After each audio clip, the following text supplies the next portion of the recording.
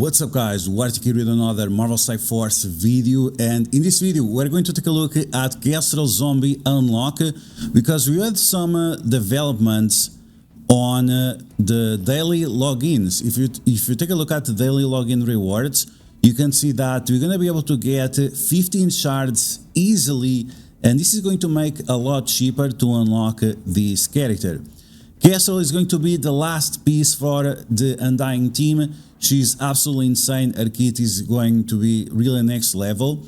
And you always have this discussion with this type of characters, with epic characters, especially with the zombies, is that they rely a lot on each other, and the unlocks are always very, very tough. Unlike with the Phoenix Force characters, right? Those ones are not so difficult to unlock, but the zombies is always super, super difficult. And in the past, you had to spend like almost 1,000 cores per day on energy in order for you to do that, and then opening these orbs and unlocking the character. But it seems like this year it's not going to be the case, so it's a little bit easier to unlock. So we had 14 days, I think it was around 14 days, maybe 15 days to participate on the campaign. And every day you want to make sure that you are smashing that energy button. You still want to do the 50s, at least the 50s, and then you want to complete all the campaign nodes, of course. But after, you have to reset the nodes, which is something that most people are not familiar with. But yeah, it's important to reset the nodes just to make sure that you have more opportunities for you to cash in on this event, on this campaign. So there we go, we completed everything. So now if you want your energy to keep replenishing and so on, you're gonna do that, but then you have to refresh the node, and then once again you can spend again. Now if you feel unsafe, if you feel like you're gonna be somewhat inconsistent with your daily logins and so on, you still want to smash the 100s at least 2 times. At least 2 times is gonna be important. Should you go 4 times, go all the way, it's going to be expensive, right? It's going to be expensive in your daily course, especially if you don't have a lot of them saved, right? So for example, I have 7,000. This is going to last me, if I'm spending 1,000 a day, this is going to last me for 8 days or 9 days, based on what I'm expecting to obtain as well from the daily logins, arena, and so on. So, I mean, it's painful for sure, right? It's painful for sure. You are not going to have cores after to unlock the new characters coming to the game. So yeah, it's definitely something that you have to pay attention, but it's a unique opportunity for you to unlock this character. And the Kestrel, she should be powerful still at 2 stars anyway. Now in terms of the other rewards that you're going to be able to obtain, so here if you can get Kestrel to a 3 stars, it's going to give you 1 red. 1 red, if I remember correctly, is just 5% increased stats. It's 5, then 10, then from 10 to 20, then from 20 to 35, and then to 40, and so on. So the first red star and the second red star, it's the least impactful. So spending all those additional cores to try to reach the 3 stars, I'm not sure if it's going to be worth it. I think this is going to be just something for the people that are going to spend money unlocking this character. As you guys know, I'm not the biggest fan of these characters because you are paying 2 times the price of normal characters.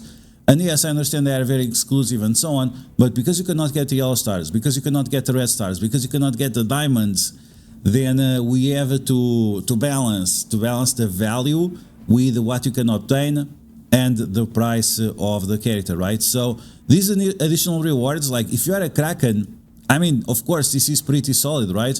You're gonna get a 7 red star, but this is gonna cost you like over $1,000, which is absolutely insane. So I would definitely not recommend that. And even if you are not buying the last star, you cannot farm it with power cores. That's the worst part, is that you cannot farm it with power cores. So there you go. That's the most we can do for now. So 2 stars, maybe 3 stars if you are very, very lucky and the game crashes for some reason. Give me a second.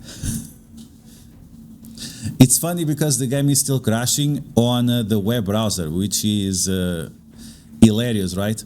At least the loading is much, much faster, which is good. But yeah, I'm not sure why it's crashing on the web. Is the web version running on your PC, or is it being emulated on their servers? I don't know, but it's something that makes me curious about those technical details that I'm sure the developers will not share with us, because if you are into that information, then it will make easier to hack the game, and they definitely don't want that. I wonder if they make the web platform to stop people from doing data mines on the web platform.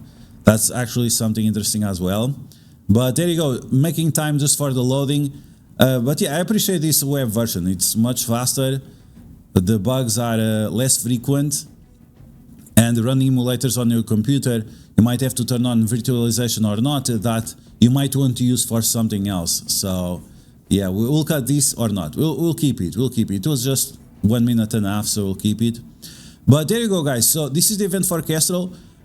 It's very appreciated from Scopely for giving us a bon with those 15 extra shards from the daily login once again.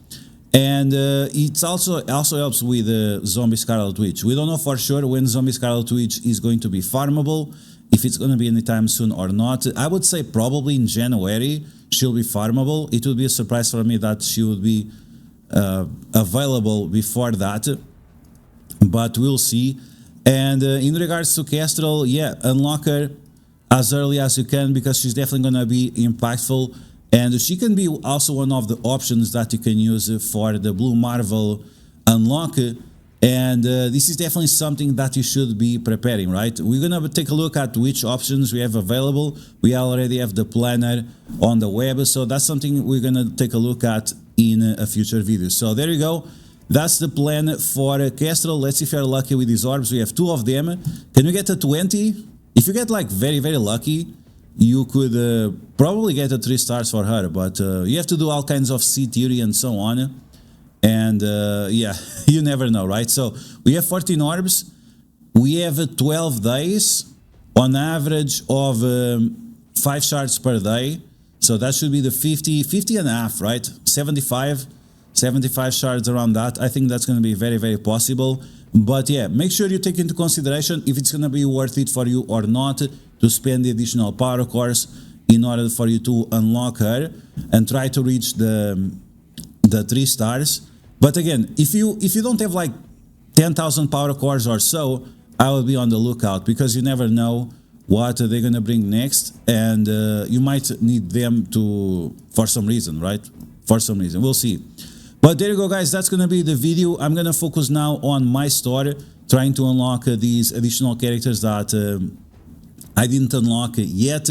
I had to spend all my currency before it expires. But I hope you guys enjoyed this video. If you did, make sure to smash that like button like a boss. Good luck obtaining your Kestrel. Once again, make sure you spend your power cores for additional energy, refresh the nodes, and good luck with your drop rates. As always, if you like the information on these videos, make sure to share it to your friends on Facebook and Discord. If you're new to my channel, make sure to subscribe for more Marvel Strike Force content, and I will catch you guys later.